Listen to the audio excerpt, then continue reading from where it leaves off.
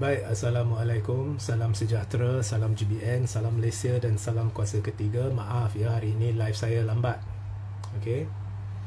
Jadi saya ada satu pencerahan yang saya kira anda akan membuka mata ramai, dan saya harap ianya juga membuka mata ahli-ahli parlimen UMNO. Okey.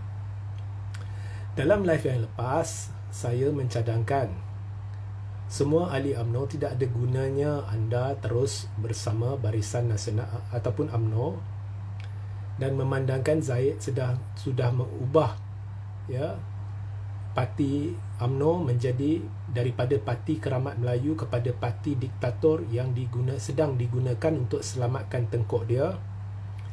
Jadi hanya satu cara MP-MP UMNO boleh berkhidmat demi agama, bangsa dan negara. Bukannya dengan jadi ahli UMNO. Kerana sekarang MP-MP UMNO sekadar kuli pak turut atau hamba abdi Zahid. Tidak ada kuasa, tidak ada apa-apa, kerana agenda parti jelas agenda Zahid, agenda peribadi, bukannya demi agama, bangsa dan negara. Jadi saya mencadangkan semua MP UMNO atau majoriti yang menentang Zahid keluar beramai-ramai, isytihar keluar parti. Tak apa, kosongkan kerusi Dewan Rakyat dan kemudian bertanding semula. Now, sebelum saya lanjutkan kepada perkara yang Zahid tidak ingin anda tahu, ada yang bertanya saya, bukankah orang, ya terima kasih bagi yang komen ya, jelas. Kalau jelas sila mesej kepada saya. Jadi ada yang berkata, kalau orang tu dah lompat parti, kerusi dia kosong, dia boleh ke bertanding balik? Okey. Sebenarnya perkara ini perlu dirujuk dengan peguam dan saya akan rujuk dan akan kembali kepada anda. Setahu saya boleh. Memang Ahmad Maslan pernah cadangkan pada bulan Julai tahun 2022 bahawa Akta Anti Lompat Parti yang diusulkan perlu ada klausa di mana seseorang yang lompat parti dan kemudian dikosongkan kerusi Dewan Rakyat tidak harus dibenarkan bertanding semula pada pilihan raya kecil. Tetapi saya kira benda ni sebenarnya tidak ada dalam undang-undang anti lompat parti. Maka jika MP-MP UMNO kosongkan kerusi, mereka boleh bertanding semula. Tetapi apa pun saya akan rujuk kepada peguam, itu satu soalan yang bagus dan saya akan kembali kepada anda. Baik. Apa yang saya nak jelaskan di sini yang Zahid tidak ingin anda tahu atau tidak ingin MP-MP UMNO sedar adalah satu perkara yang cukup menarik. Anda tahu tak, baru-baru ni kan ada 4 ahli parlimen dari Bersatu keluar parti. Kemudian Bersatu memberitahu speaker bahawa mereka telah lompat parti dan kerusi mereka perlu dikosongkan. Dan disebabkan Zahid dan Bong Mokhtar yakin akan berlaku pilihan raya kecil, maka berlakulah langkah Sabah yang diketuai oleh Bong Mokhtar untuk cuba nyah stabilkan kerajaan Hajiji. Saya difahamkan sebab geng-geng Bong Mokhtar, dan Bong Mokhtar ni orang kuat Zahid ni, hendak kuasai jentera pentadbiran negeri. Dan sesiapa yang kuasai jentera pentadbiran negeri, sekiranya berlaku pilihan raya kecil, ianya akan membantu parti berkenaan. Tetapi speaker sudah membuat keputusan bahawa 4 ahli parlimen dari Bersatu yang keluar Bersatu tidak perlu kosongkan kerusi.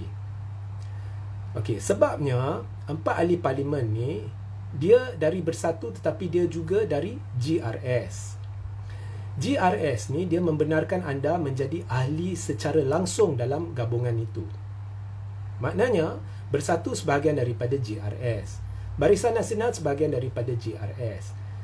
Anda boleh jadi ahli Bersatu, tetapi anda juga boleh jadi ahli langsung GRS. Dan GRS pada PRU 15, ahli-ahli dia bertanding di bawah logo GRS, bukannya di bawah logo Bersatu. Jadi 4 ahli parlimen dari Bersatu tu yang menang di bawah tiket GRS ni, mereka pandai.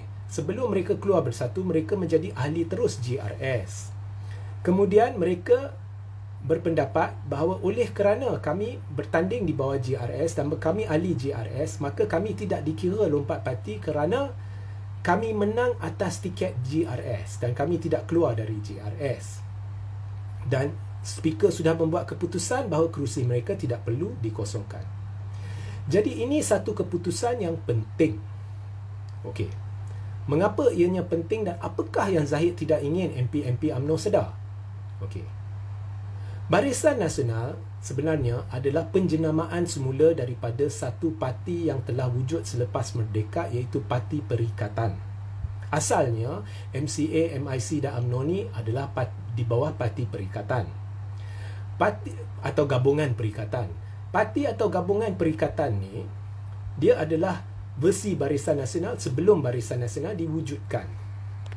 Dan selain anda menjadi ahli UMNO atau ahli MIC atau ahli MCA, anda boleh menjadi ahli terus Parti Perikatan ataupun gabungan perikatan. Okey.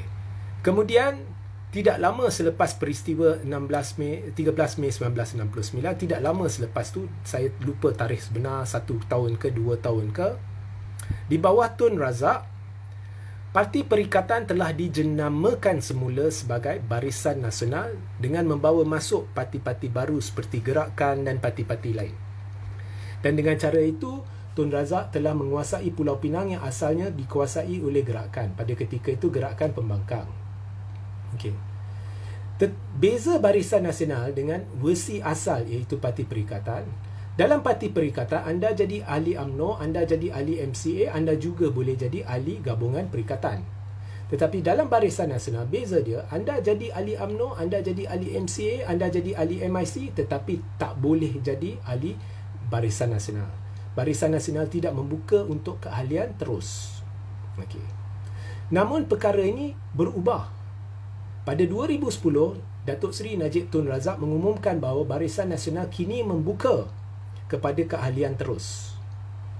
Maknanya, MP-MP UMNO ni yang tak suka kepada Zahid, apa yang mereka perlu lakukan sekarang ialah memastikan mereka adalah ahli terus Barisan Nasional.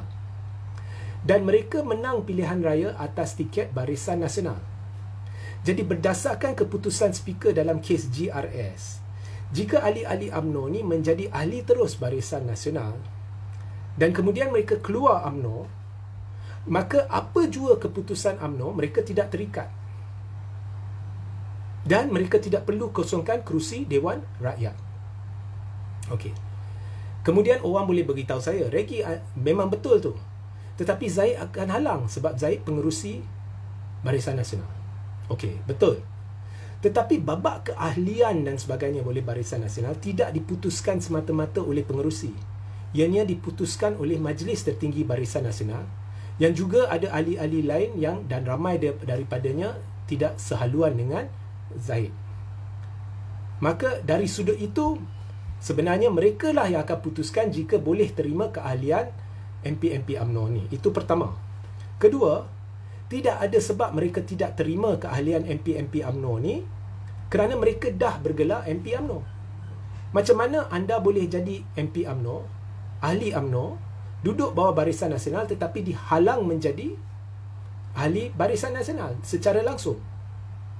Ketiga, apa pun, saya kira sekarang Majlis Tertinggi Barisan Nasional perlu membuat keputusan sama ada mereka ingin kekalkan Zahid sebagai pengerusi Barisan Nasional.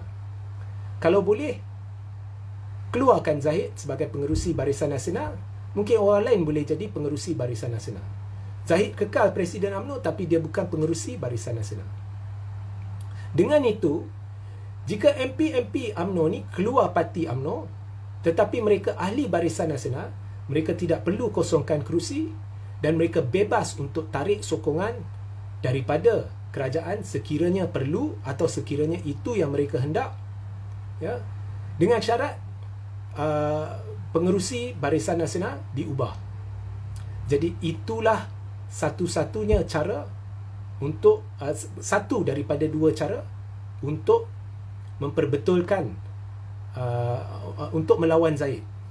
Cara kedua, of course, mereka letak jawatan, keluar UMNO, kosongkan kerusi dan cetus pilihan raya kecil. Tetapi satu lagi cara, mereka menjadi ahli terus Barisan Nasional.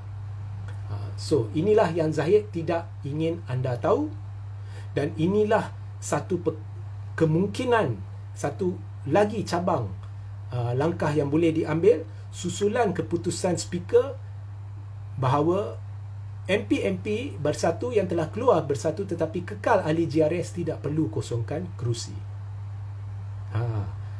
Dan sebelum saya akhiri live ni, saya saran ahli-ahli UMNO beramai-ramai buat laporan kepada ROS berhubung usul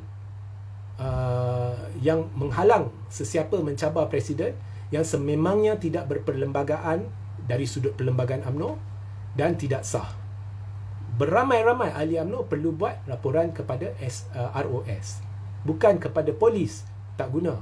Ini tak melibatkan polis. Jangan kacau polis. Kepada ROS. Beramai-ramai. Sehingga kita berjumpa di lain masa. Assalamualaikum, salam sejahtera, salam GBN, salam Malaysia dan salam kuasa ketiga.